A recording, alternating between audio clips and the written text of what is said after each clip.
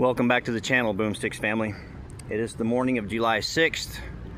We are in Kerrville, Texas, Louise Hayes Park. This is the aftermath of the July 4th Guadalupe River floods.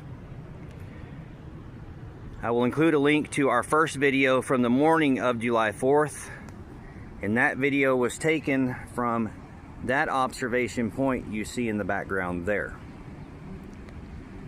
As you can see, the water level, well, was rather extreme.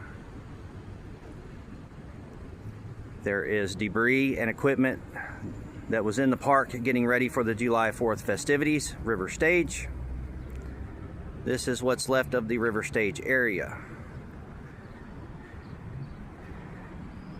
At peak, the river was just below the bridge for reference.